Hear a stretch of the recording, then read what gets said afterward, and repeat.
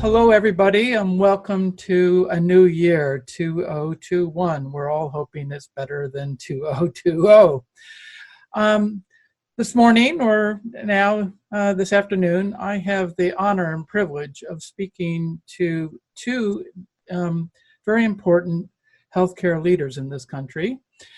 Speaking to Lloyd Dean. He is CEO of CommonSpirit, which is a large healthcare system headquartered in Chicago, 142 hospitals. It is the product of a alignment between Dignity Health and Catholic Health Initiatives, a real powerhouse healthcare system in the country. And we're also speaking to Dr. Valerie Montgomery-Rice this afternoon, who is president of Morehouse School of Medicine in Atlanta, Georgia.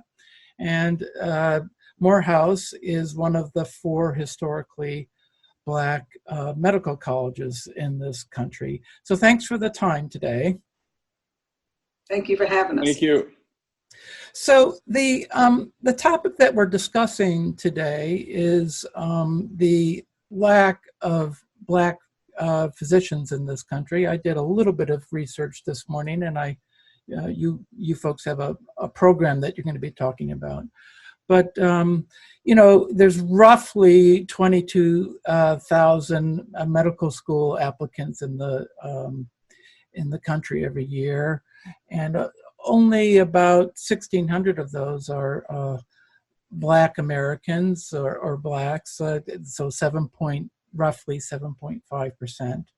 And a small percentage are Black males, of roughly 600 or so.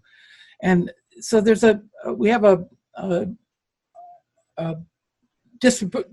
are disproportionately few Black Americans entering medical school, and that of course gets reflected in the workforce in the number of Black physicians.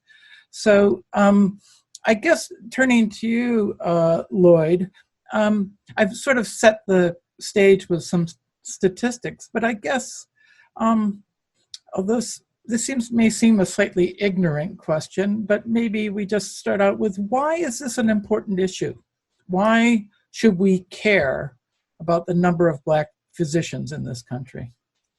This is a critical issue for the nation, and one that we have come together to set forth, we think, once and for all, a solution that can get at the heart and the core of the problem.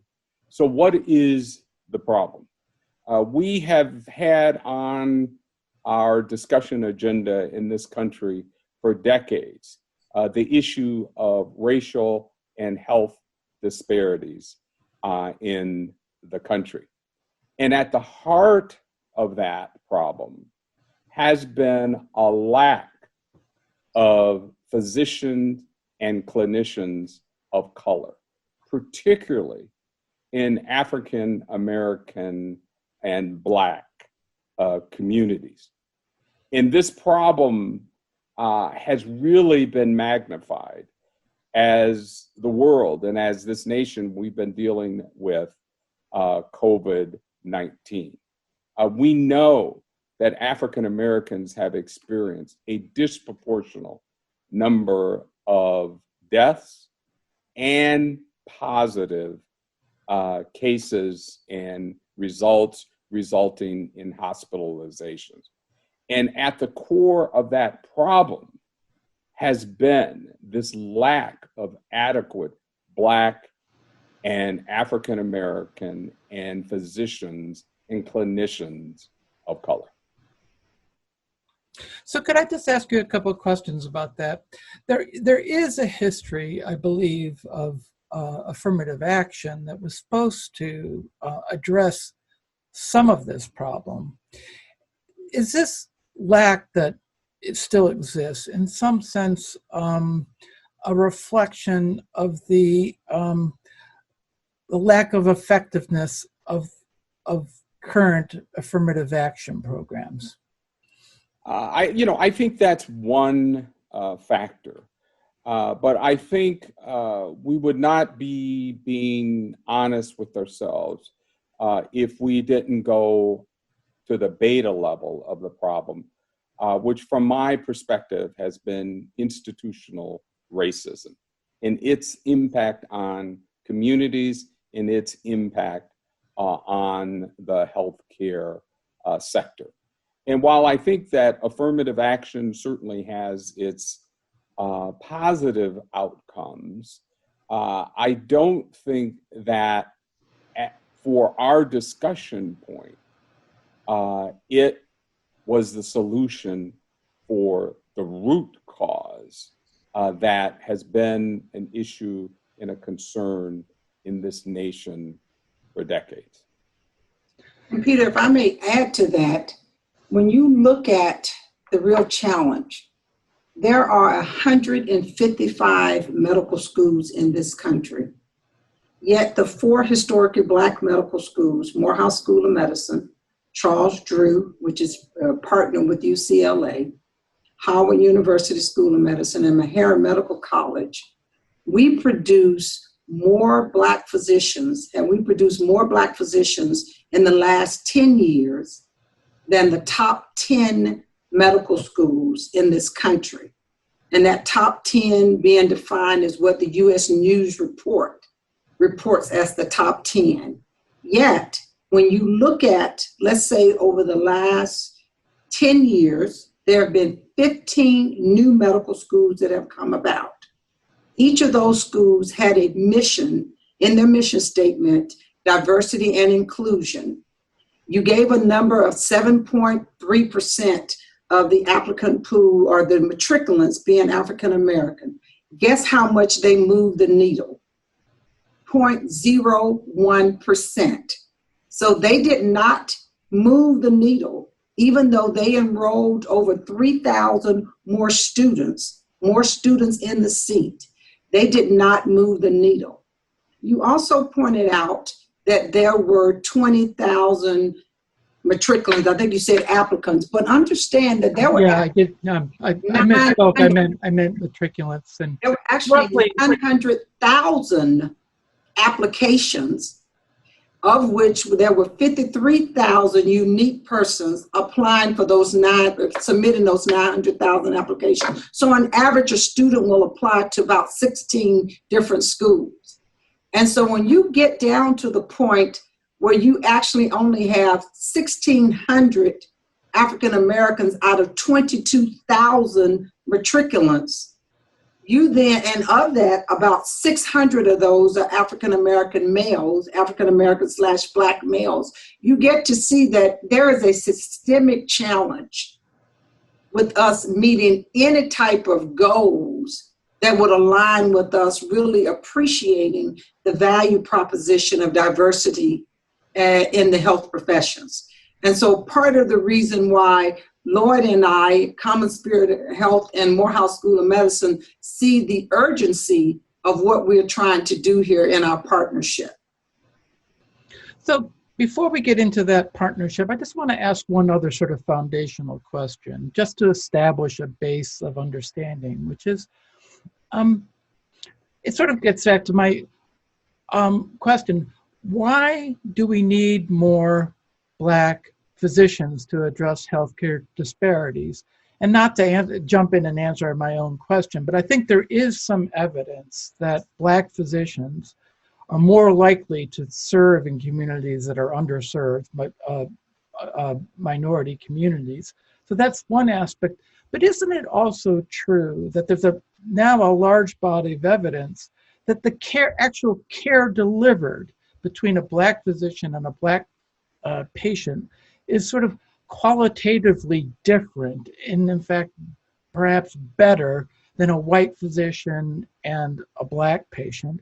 Or is it a question of maybe that people will take advantage of healthcare services more? I just want to unpack a little bit on what the nature of the problem is here. So it's definitely an and. So each of those things that you said were important. And so let's just look first at, and I'll take it from a compliance perspective. There are several studies that show that when there is concordance with the provider and the patient, particularly a study out of California that looked at Black male patients and Black male physicians, there was a higher level of compliance with, first, keeping their appointments, second, following the recommendations. Another aspect you would look at is quality of care as measured by outcomes. So there was a large study that was just published out of the state of Florida. And what it looked at was 1.5 million births over about a 15-year period of time. And what it showed was when there was concordance with the physician being Black and the baby being Black, there was a significant improvement in the mortality rate of what happened with that baby. When there was a white physician and a Black child, there was a 30% increase in mortality. Now, this was data that came out from an observational study that looked at 15 years. And so we know that that reflects that there is an impact on outcomes. And these were pediatricians, because when I looked at it, when I first heard about this data, I was so alarmed because I'm an OBGYN and I'm thinking, okay, what is this about? And they looked at the data, and this actually was pediatricians. And now there's a lot that goes on in the delivery room between the obstetrician gynecologist and the pediatrician and the patient, right? And you have two patients you're dealing with. You're dealing with the mother and you're dealing with the child. But you could not ignore 1.5 million births. And when you looked at whether it was a Black physician and a white baby, you did not see that increase in mortality. And so, of course, the state of Florida is looking into this even more. There are other studies that have looked at the outcomes in maternal mortality, whether there was concordance with the physicians, and other studies looking at hypertension, et cetera, hypertension outcome, and other things, looking at medication. So you are correct. There's compliance, and then there's health outcomes. Now, this third point that you brought up about, it is true that physicians of color tend to practice in more underserved communities, more primary care specialties, and that is great. However, what we've also seen is this trend of them being relegated to primary care specialties and to underserved communities. And we see this sometimes, not sometimes, pretty often, in our students who are graduating from different medical schools. And they would want to go into specialties like surgery or plastic surgery or dermatology or emergency medicine. However, they are not given the opportunity to compete for those spots. So when Lloyd talked about the systemic barriers, those are those systemic barriers. And what we are hoping to do with our partnership is to address, yes, compliance, to improve outcomes, but to also give those students of color more choice. Because we believe that there should be diversity across all specialties and all subspecialties. And I would just, if I could just add one other point, is that one of the things that is indisputable, and there have just been, loads and loads of studies that have affirmed the importance of trust as you look at the physician-patient relationship. And we know that if a patient feels comfortable, feel that culturally they're being understood, that they can share in that the clinician that they are interacting with understands who they are, where they are, and what some of their other than specifically what is being treated issues are.